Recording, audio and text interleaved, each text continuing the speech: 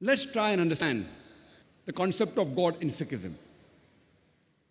Though Sikhism is not considered one of the major world religions, but has a huge following, it is considered as an offshoot of Hinduism, and it was founded by Guru Nanak in the late part of the 15th century in the land of Pakistan and northwestern India, called as Punjab, the land of 5 rivers.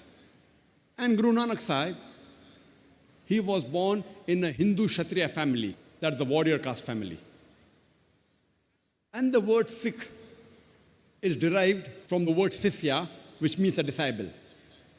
Therefore, Sikhism is called as a religion of 10 gurus. The first and the founder is Guru Nanak Sahib, and the last is Guru Gobind Sahib. And the sacred book of Sikhism is the Guru Granth Sahib, also known as Adi Granth. Every Sikh has to maintain his 5 Ks. The first K is the kesh, that is the uncut hair, which all the gurus kept. The second K is the kanga, that is the comb, to keep the hair clean. The third K is the kada, that's a metal or a steel bangle, which is used for strength. The fourth K, it is the kirpan, or the dagger, which is used for self-defense. And the fifth K is the kacha, or the long underdrawers or underwear, which is used for agility. Every Sikh, according to Sikhism, has to maintain his 5 Ks. And if you ask any Sikh that what is the definition of Almighty God in Sikhism, the best reply he can give you is quote to you the Mool Mantra of Sikhism.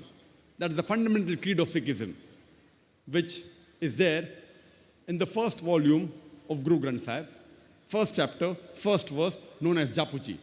It says that God is only one. He is called as the true, the creator, who is free from fear and hate, the immortal, not begotten, self-existent, great and compassionate. This is the description of Almighty God in the Japuji, which is the Mool Mantra of Sikhism. And Sikhism is strictly a monotheistic religion. And in the unmanifest form, Almighty God in Sikhism is called as Ekomkara. And the manifest form, he is called as Omkara. And there are various attributes given to Almighty God in Sikhism, in the sacred scriptures. He is referred to as Akal, that is eternal.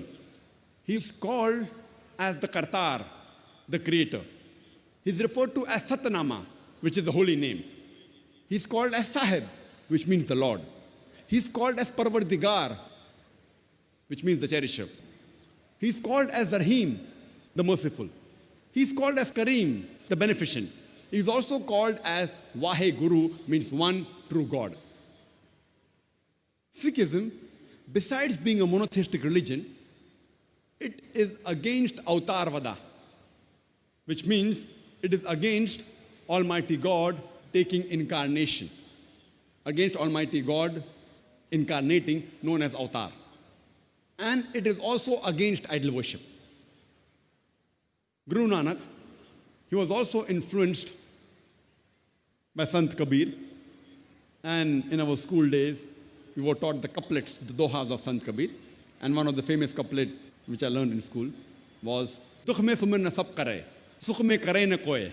Jo sukh mein sumir na kare, to dukh kaye hoye, which means during trouble, all the people remember God. But during peace and happiness, no one remembers God. The person who remembers God in times of peace and happiness, why should trouble touch him? This is the same thing which is mentioned in the Quran, in Surah Az-Zumur, chapter 39, verse number 8. Almighty God says, when trouble toucheth man, he prays to Almighty God, Allah subhanahu wa ta'ala. And when Almighty God bestow his favors on him, he forgets that he had prayed to Almighty God. And he associates partners with him. So if we read the Guru Granth Sahib and the 6 scriptures, you shall understand the concept of God in Sikhism.